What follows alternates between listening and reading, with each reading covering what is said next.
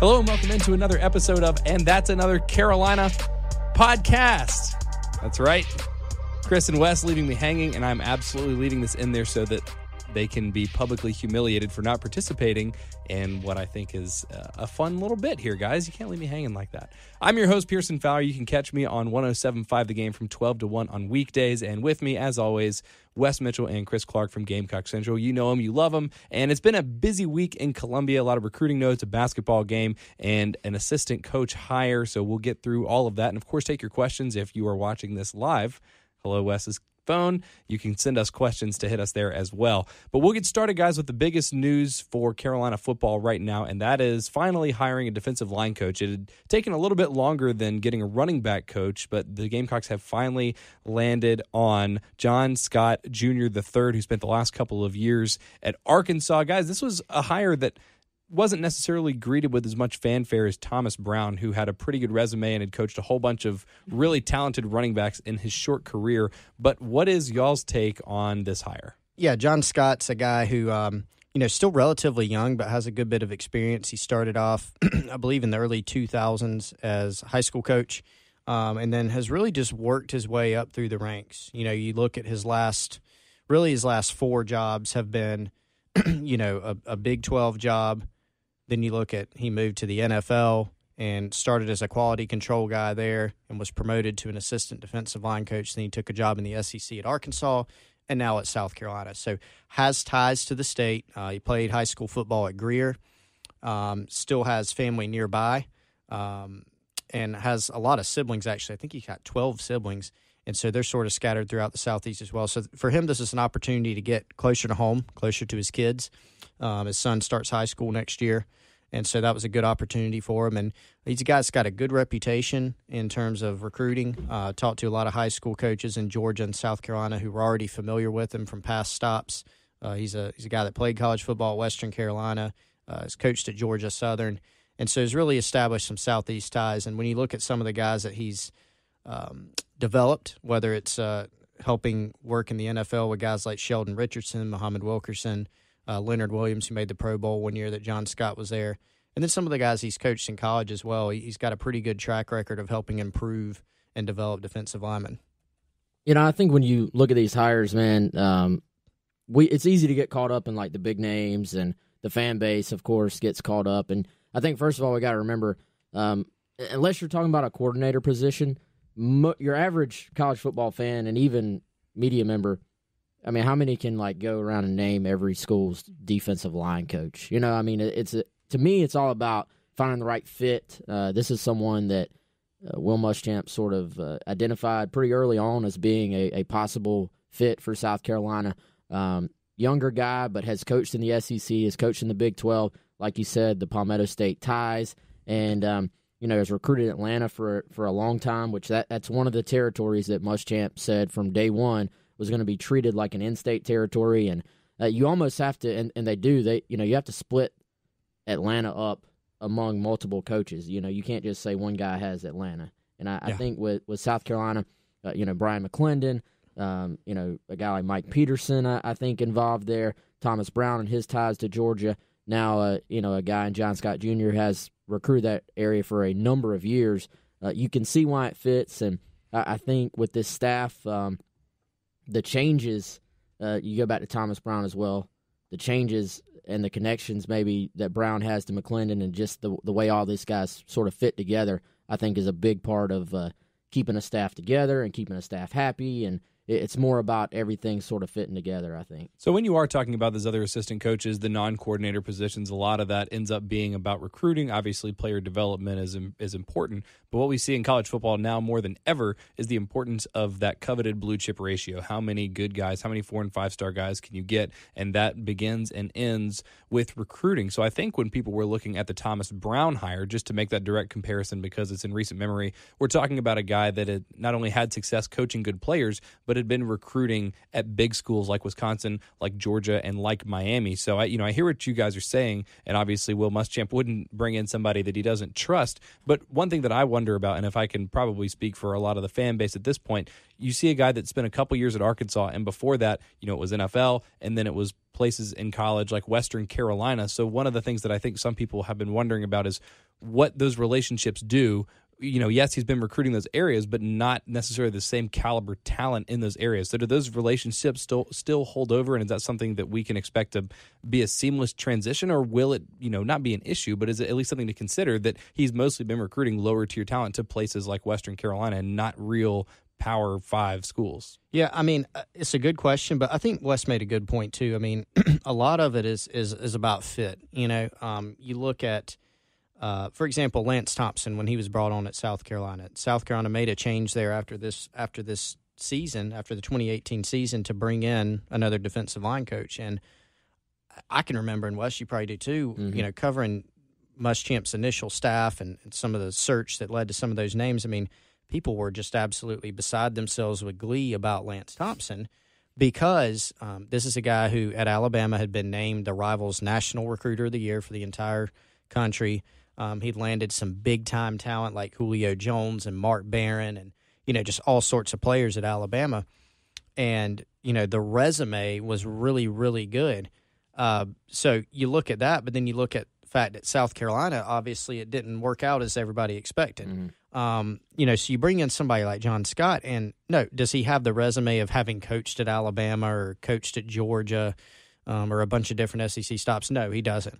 But that said, he still has experience in recruiting some talented players. He's at a different school at a different situation. In my opinion, it's probably the best situation he's been in during his coaching career. And so if you've got a guy that works hard, that has connections, and is a good coach, typically when you move up in terms of the school that you're at, then you got a chance to also move up in the types of guys that you're able to lure to that program. Yeah, I think at South Carolina, you have to be a bit resourceful as well as far as the guys you're going to land. You have to get, I've thought this for a long time, you have to get a combination of your Zach Pickens types that are just no-brainer, 5-star, everybody in the country wants them. It doesn't take a college coach to look at Zach Pickens and say, this guy's going to be really good. Right. Anybody that's watched any football can put on the film and say, hey, this guy's good. We got to go sign guys like this. But if you're at South Carolina, you have to get a combination of your, let's say, Zach Pickens, and let's go the completely other end of the spectrum, DJ Wanham, who is a really good player for South Carolina, especially when he's been healthy. But it was an under-the-radar evaluation. And I think, that's something that Muschamp has tried to instill in his coaching staff, I think, and putting a big priority on evaluation and on, obviously, development once they get here. But, and I think the other part of this is in the Carolinas, you're always going to have talent on the defensive line. So he's not going to have to go all over the country to find these guys. They're going to be nearby. For South Carolina, generally, I think now this class is a little bit different. We saw them go out of state and go to the West Coast, and get a guy like Ryan Helinski. For the most part, in South Carolina's history, the high-profile guys they've been able to land have been from a general radius that's not very far from South Carolina. So sure. You're gonna be in the game with a ton of guys from. You even look at this past class. You look at the upcoming class. Jordan Birch, Alex Huntley. You don't even have to leave Columbia, and those guys are right there. So I think for him, it's going to be more about, are you a guy that can connect with these kids that make them feel comfortable at South Carolina? And then if you're South Carolina, you hope that you've got the geography sort of in your favor. You got a new football ops building to where you feel like you're on par or ahead of anybody else in that category. And you want to be able to put all the pieces together. So then that throws in the fact that we still don't even know exactly what John Scott Jr.'s specific role is going to be on the staff, in that he was hired as the, quote, defensive line coach, but is coming in for Lance Thompson, who was just primarily a defensive tackles coach this past season. So I think that's another question. Which of these guys does he really focus in on? Because this past season, Mike Peterson was actually working with the defensive end. So how does that sort of separate out as well as another part of this that I guess we haven't really talked about much. Well, and it'll certainly be a couple of years before we're really able to assess his impact, especially in terms of recruiting. But what we do know is he's inheriting a nice crop of young players with Rick Sandage and JJ Enigbare and Josh Belk and just a whole bunch of talented guys there in the middle. So, like I said, it'll be a couple of years before we can really assess what he is going to be doing here at South Carolina in terms of his productivity, in terms of what he's doing on the recruiting trail. But the good news, if you're a Carolina fan, to say even nothing of the hire, this offseason has settled in terms of making hires, making changes to the coaching staff, and now we can just start to turn our attention to the recruiting trail, to the last little bit of this 2019 class, and then to the 2019-20 season. And with that said, South Carolina getting a exciting commitment earlier this week from Deion Sanders' son. Some of you may have heard of him, Shilo Sanders, a top 300 guy, 3-star prospect, announcing his commitment to South Carolina while South Carolina was in the middle of upsetting Auburn, which we'll talk about in just a minute. But guys, you were talking about, getting the combination of high-profile guys, your 5-star Zach Pickens, your 4-star Ryan Helinski types, and then some of the other guys that you're going to be able to bring in and develop. And as much as everybody knows Sanders because Deion Sanders is one of the greatest defensive backs to ever play football, he's still a 3-star guy, so not necessarily your class headliner. But what have you seen from Shilo on film? What's he going to bring to South Carolina? Yeah, and I think you look at him, first of all, when you turn on the film, I think one of his very first plays, maybe the first play, is a kickoff return for a touchdown. Chris, I thought it was interesting. He actually runs like his dad. Like, If you remember watching his dad when you were a kid, I know I did. I was an Atlanta Braves fan, so watching Deion Sanders back in the day as Pearson high steps in here. Luckily, that's not on video, which is a good thing. But it looked really awkward in suit pants and a tie, but I did it. Yeah, you did. And there's some high stepping on Shilo. He doesn't really seem to shy away. Some kids are like kind of shy away from who their dad is if they have a high profile dad. He doesn't Shilo away from that. Oh man, well done. We need sound effects now. Okay, but yeah, he's 21. He wears number 21. He high steps. He carries himself a little bit like his dad. Not as fast as his dad, but I mean, who really is. But plays more physical than Deion ever did, I think. Like he hits. 6'1" is what he's listed at. I think 184 on Rivals. Has good ball skills. Like I said, could help in the kickoff return game. Has some versatility. Played receiver for them as well, catching passes from his brother, who I guess we'll probably talk about in a second. But yeah, I mean, I think when you look again at their needs, we talked about it already on the podcast before. They need to land a defensive back or two to sort of close out on top of what they got during the early signing period. And this is a guy, Chris, they had sort of identified down the stretch as being a priority for them. Yeah, I agree with you there on the physical attributes, and really looking at him, I think he could, from a skill set standpoint, probably play anywhere in the secondary. I mean, he's physical enough and has the size to play safety, I think. And then, of course, he can play nickel or corner. He's a long kid. I think he's still developing as a player, still sort of growing, but really has a lot to like. I mean, I think that's what it's all about, is finding guys that have attributes. Some are more ready-made than others, but South Carolina's got some holes at corner. I mean, you take the fact that J.C. Horn and Israel Mukwamu are going to be your two projected starters next year, and there's some other guys in that mix too, but certainly there's some opportunity for guys to step in and get some reps at corner, and South Carolina's going to have a few in this class that are capable of coming in and stepping in, and I think not only will Shilo maybe help out in the secondary and as a kick returner, but I think he's got the skill set to be a standout special teams player as well, just on kick coverage, punt coverage, and could contribute early there. Should be a fun secondary to watch in the next couple of years, and also to watch the dads in the stands. We could have Deion Sanders, Joe Horn, and Chris Gamble in the stands watching all their kids play for Carolina. So certainly star-studded, and again, even not if necessarily in terms of the ratings, just in terms of what those names mean to people around here. So undoubtedly exciting, and really stole the headlines, did Shilo Smith. But this is also on the tail end of what was a big weekend for Carolina in terms of people coming on their official visits. We previewed that a little bit during our last episode of That's Another Carolina podcast. So, guys, what did you hear coming off of this weekend from the guys that made their official visit? Hey, you know what? I gotta pull my weight, because you guys are leaving me out to dry, and I hope the people on the message boards are going to take you to task for not participating in the great name and the great opportunity we have to make that reference continue. The name that I came up with. Yeah, exactly. So that's why you have to participate. BT Dub. Before we get to the official visits, though, we do. Speaking of the great people on the Gamecock Central message boards, we do have we have a question that ties into what we're talking about from James Robb. Shout out to James Robb. Is he one of our good posters, or is he one that stirs stuff up? He's a good poster. Okay. Especially for the purposes of the mention that you just gave him. He's a and good just so poster. you know, we recorded 2 versions of that, and I cut out the bad one. So we're just going to leave in the part where we said good and things Wes about said him, the and we're bad going to one. cut. I said the good one. Yeah, exactly. Yeah, you're right. It's true. It's recorded somewhere. But yeah, James Robb wants to know, where does USC stand with Shiloh's brother? Is this potentially a package deal? And South Carolina has not offered his brother yet. 2021 quarterback. Is he a package deal was the question. I doubt it. You know, he's got a ton. I was looking. He's got a ton of offers. Yeah. You know, I would think the way South Carolina does business, they probably want to get him in for camp, see him in person this summer, see how that goes, and then go from there. Does it help you? I think it always helps you, just because he was on campus earlier this year when Shiloh took his official visit. I think that was October.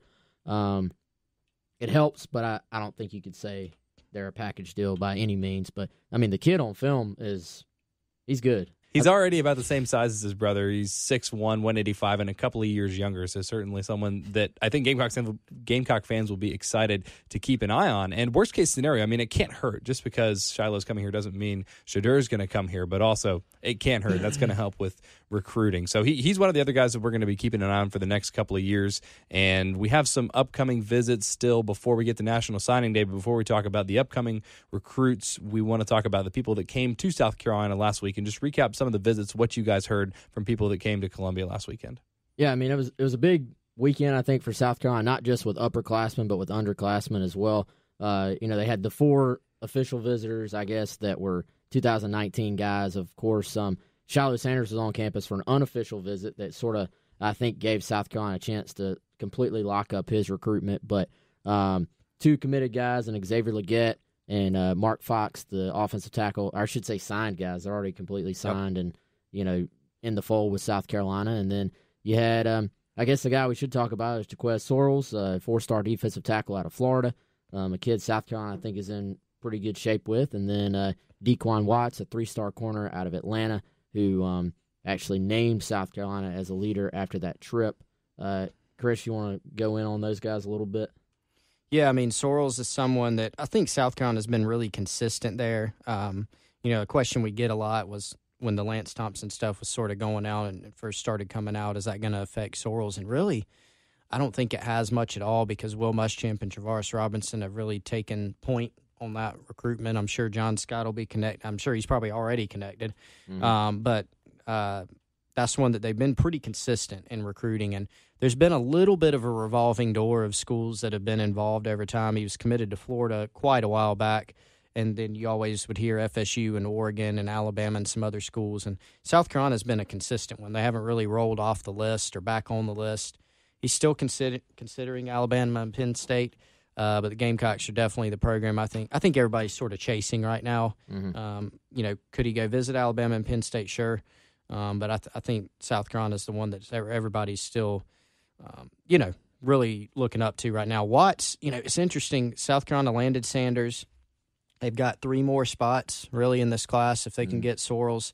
So the question is, you take another defensive back. Do you take another offensive lineman, 2 more defensive backs? They got Jamie Robinson still out there. But Watts is someone I certainly think that they've put themselves in good position with here down the stretch. Let's go to another question. Low and Slow, who actually is one of my favorite posters on Gamecocks. Oh, you shouldn't play you're favorites, really dishing it out here tonight.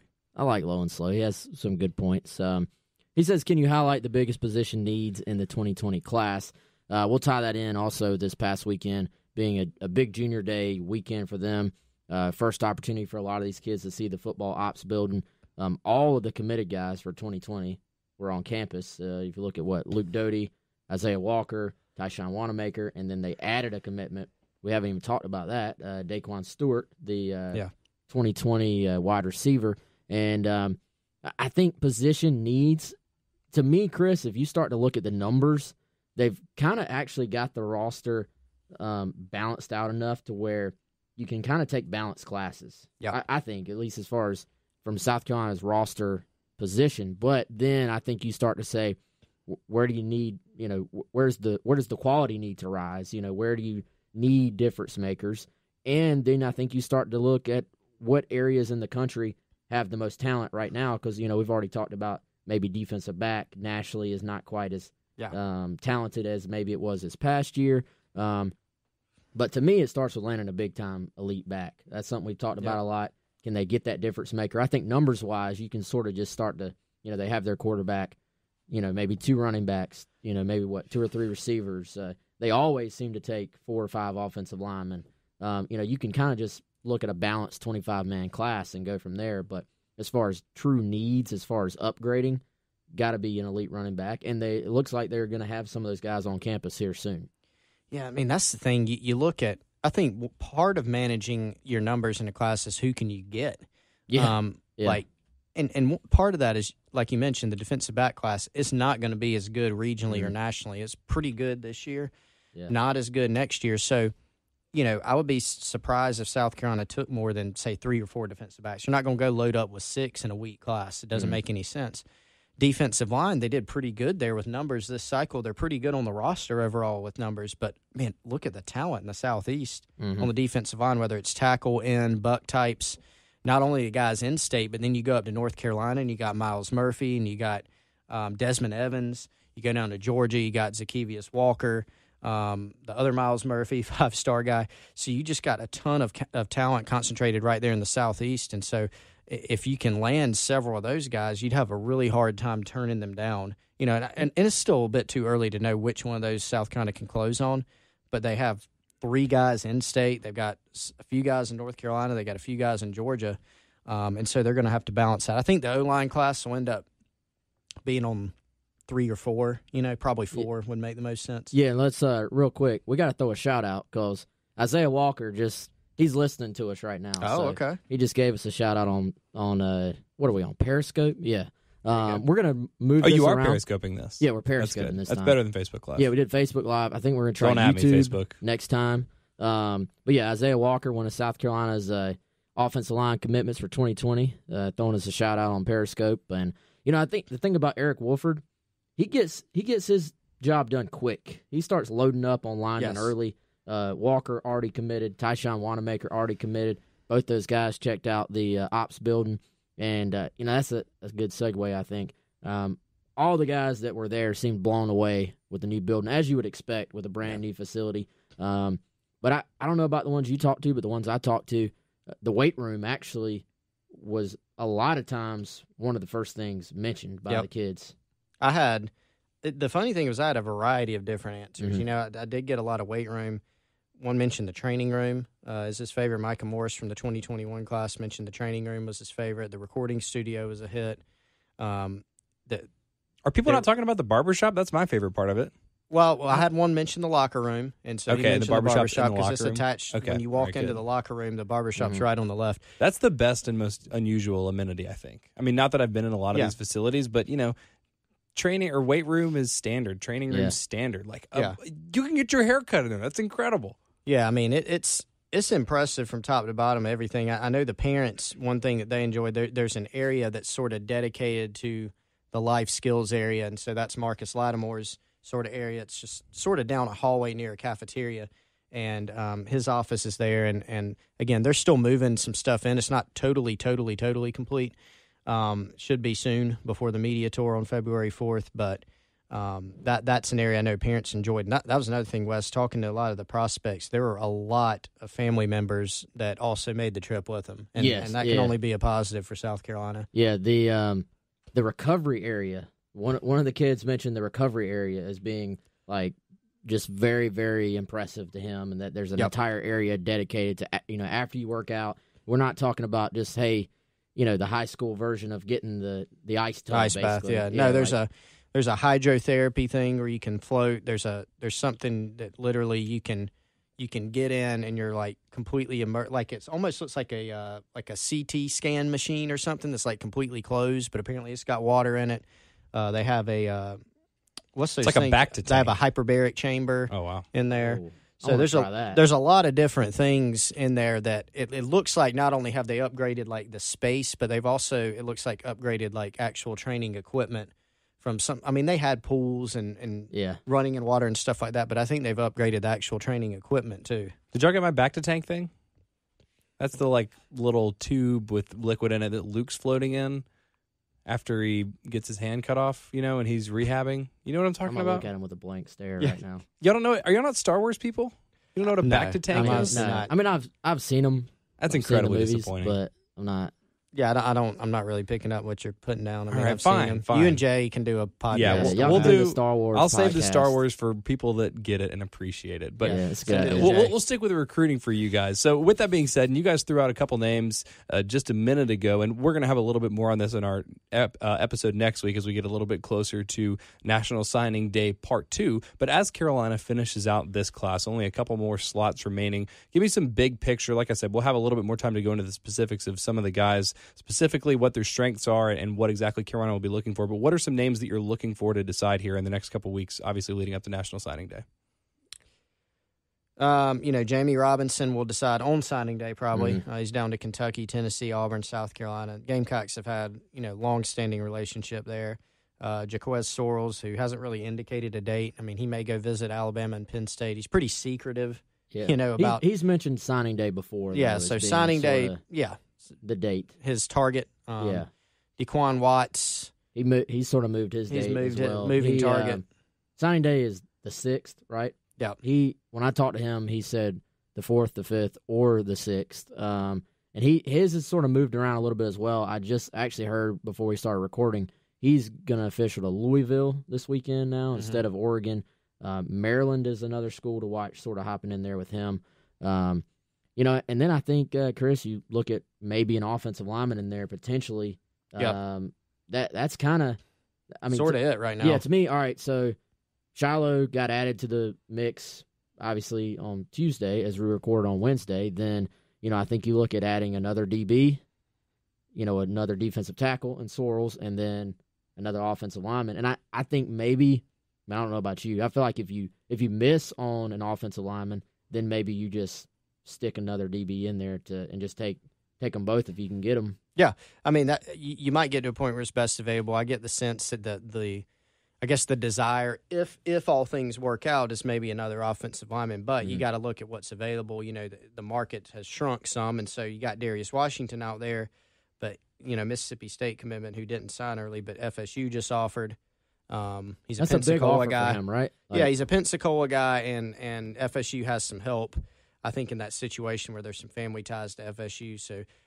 If I had to handicap it, I'd go Knowles there. And there's another O lineman out there we mentioned on Gamecock Central. We'll let our subscribers check that out. I like that. There's a guy out of Georgia that they're looking at too. But Watts is certainly still out there. And then Robinson and Sorrells, and those are really the main guys for this class. It's the February signing period is so different now than it used to be. It's it's easier on us. It's probably easier on the staffs too, but it's not as fun.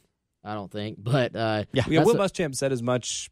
I guess it was after this most recent one because this is now the second year of the early signing period. Said it was nice not having to basically spend January maintaining the commitments that you already got or babysitting, right? Yeah. That gives you an opportunity to go out and sort of pursue a couple more guys. So probably no huge surprises here in the next couple weeks, but we will have a little bit more next week as we get closer to that. And sticking with football, but moving away from recruiting for just a second, guys, there are some Senior Bowl workouts going on, and yesterday the Twitterverse was ablaze with highlights of Deebo Samuel, who's apparently having a very impressive showing out there. He's a guy that, no one has ever doubted his athleticism, his explosiveness, his playmaking ability, and it seems like this past year, his senior year, the first year that he was actually healthy for an entire season at South Carolina, he really put it all together and became a more complete receiver than we saw his first couple years at Carolina. So what are you guys hearing out of the Senior Bowl practice, and what do you think this could do to his draft stock?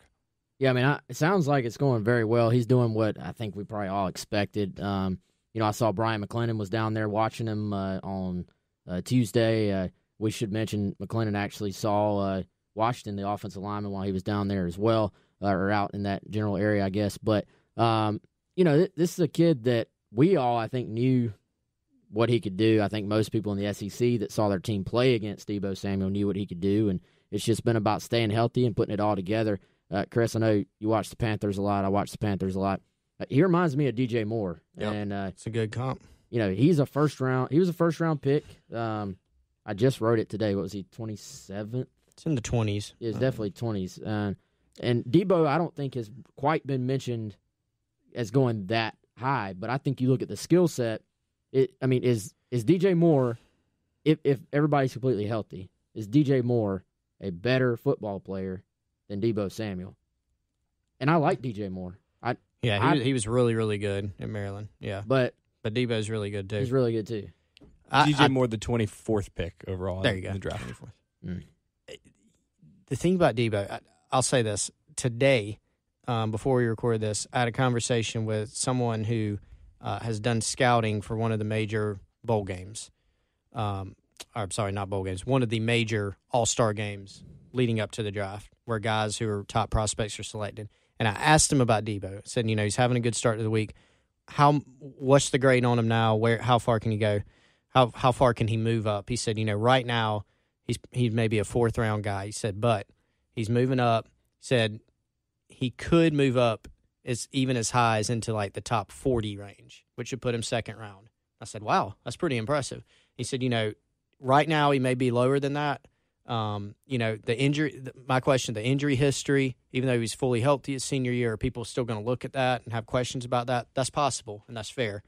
But it was told to me, look, if he continues having a really good week out at the bowl game he's playing in during practices and in the game, and then if he goes and he runs really well in Indy and tests really well, which he certainly what do could. you think he'll run? That's a good question. Yeah, I mean, I would think he'll run in the 4.4s. Yeah. I would think.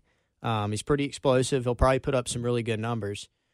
He said he could go up into the second round. So and he just has so much upside. And you made the DJ Moore comp. For me, watching DJ Moore in college, he seemed like a more complete receiver than Deebo. And again, no disrespect to Deebo, but Deebo, has the ability to do a lot of other things. And I think that's a lot of where his value was.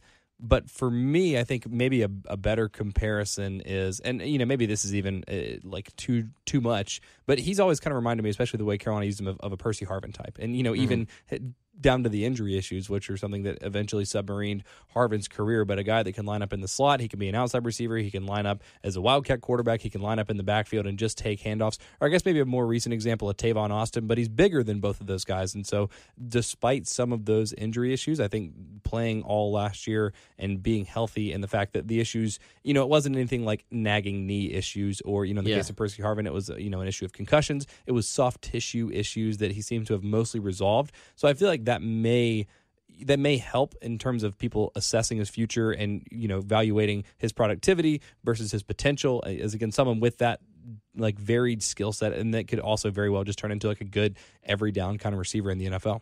Yeah, and I think with Deebo, and I think Percy probably, as explosive as Deebo is, Percy Harvin was probably one of the most explosive college football guys I've ever seen. So I think you give him the edge there. I think you give Deebo, like you said, the edge in size, and we're talking about just, thickness, the ability to run through tackles. I think the thing about Deebo, Percy could make you miss, Deebo can run over you. Yeah, Deebo will drag guys. And Deebo, I think, he was so good at turning a little 3 or 4 or 5 yard gain into more, and just, dragging people, getting the extra yardage. He becomes a running back, and he's really a receiver in a running back's body, I think. So it came to my mind as we were talking about all this. Does Deebo Samuel go higher or lower than Alshon Jeffrey? Because Alshon Jeffrey was an absolute monster at South Carolina and didn't get picked until 45th overall, which surprised me. Now he's, I think, one of the top 10 receivers in the league? Probably, yeah, right around there. I wouldn't have any issue with you saying top 10. The thing with Alshon, I remember they're different players, completely different players. Could not be more different players at the same position. Yeah. And I remember there was also the narrative. It started a little bit, I guess, Alshon's last year at South Carolina, and really carried over into the draft. And I wonder how much it actually affected him. But remember, everybody was worried about Alshon having gotten chubby, going into his last year and then going into DBs. Right, which is obviously no problem. And his verticality, his hand strength, his route running ability, all that stuff sort of made up for it. But I don't know. I had never really given thought to the fact that Deebo might be a better receiver than Alshon because, statistically, Alshon just had a better career, but Deebo was also banged up. And again, Deebo does offer you that other element, but that would be That would be crazy to me if he went higher than Alshon, and would also just sort of be a great indication of where the NFL is headed now, just in terms of needing a diverse array of playmakers, even more than just like a good traditional vertical kind of possession receiver. I think that would speak more to what the NFL values than necessarily to either one of those guys' individual talents. Yeah, I think you're right. Because, I mean, even before this year, like, if you can go back, you can find many, many, many players not as good as Alshon Jeffrey that got drafted well ahead, of Alshon Jeffrey. I mean, who was a bigger part of his offense, Alshon or Hayden Hurst? It's got to be Alshon. Alshon. And big catches. And, again, nothing against Hayden Hurst. And part of that may just be kind of an unfortunate coincidence with him being in a really terrible stretch of South Carolina football. But it is interesting to think about. And so at the end of the day, it's all about need and it's all about fit. And Deebo's absolutely going to help somebody. It's just a matter of what capacity. One more quick thing before we get out of here. South Carolina last night, big upset winners over Auburn, 80-77, bouncing back after a humiliating loss against LSU. Now 5-1 in the SEC, a third of the way through the SEC slate. Have a tough run coming up. They have Tennessee, then they're at Georgia, at Kentucky. Wes, do you see this continuing? I keep waiting for the other shoe to drop. It seemed like LSU was that game, and then they come into Colonial Life Arena last night and beat a very good Auburn team. Yeah, I think you asked me that last week too. And I know, because I keep expecting it to end. You're probably going to ask it next week. But probably. Well, and the funny thing is, since we've done this podcast, we've had a low and a high. I didn't get to talk to you in the immediate aftermath of the LSU game, but now we're talking about Carolina, again, back on the up and up. Yeah, and now, man, LSU, that's a good basketball team, like a really good basketball team. And I think a bad matchup for South Carolina probably. I think you look at Auburn, another really good basketball team, but a different type of basketball team. I think South Carolina, matchup-wise, it favored them a little bit more with their size and obviously being at home. Hey, I got to say, the crowd at Colonial Life last night was as good as it's been all year. I think the best it's been all year. As much as maybe they've gotten ragged on a little bit, I think we can give them kudos as well because it was a great atmosphere for South Carolina. They've, I think, fed off of it.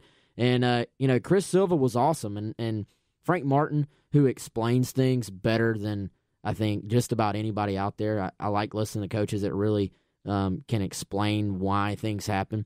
Talking about Chris Silva and how he makes things happen. If y'all listen to the post game with Frank and how Silva basically took away 3 options basically from Auburn on the final Auburn offensive possession and sort of covered up a mistake in defense by Keyshawn Bryant and then got the rebound as well.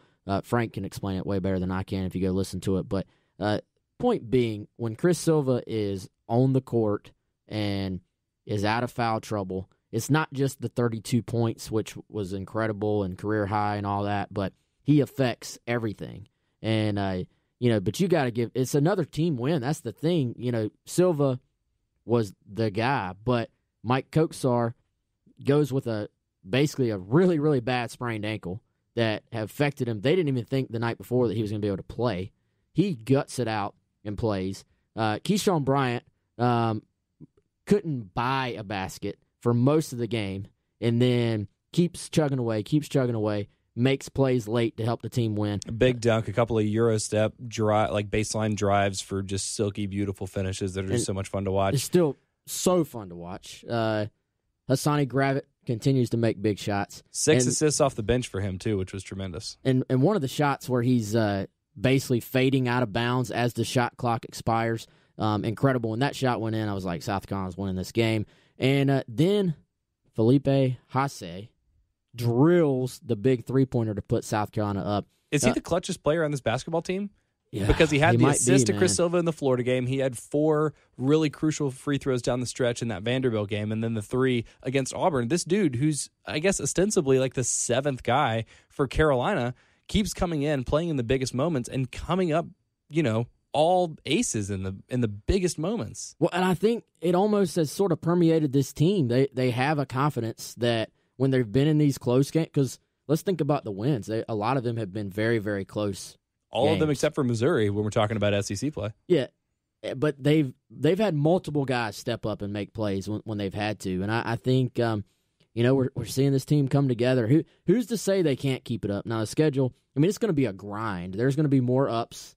There's going to be more downs like the LSU game. They're going to run into some bad matchups. They'll probably have an off night somewhere along the way, but I mean, who's to say they can't keep it going? Nobody expected this in the first place, so good for them, though, man. They've stayed at it, and you got to be happy for those guys. That's the thing that's impressed me most about this team, and I give Frank Martin a lot of credit for keeping the locker room, for keeping these guys level-headed, because there have been a lot of ups and downs with this team, and it seems like they haven't gotten too high, certainly haven't gotten too low, and especially after a 5-7 start, it would be easy to lose the locker room, or get some of that doubt, to allow some of that doubt to seep in, and they've done a great job of not thinking about that and just getting out there and getting to work, and it's been fun to watch, even though they make all the fans sweat out every single game. But we'll certainly keep an eye out on them. Have Oklahoma State this weekend, so we'll have an update for you here. And if you want to listen to the game, as always, the home of the Gamecocks, 107.5 The Game, the place to do that.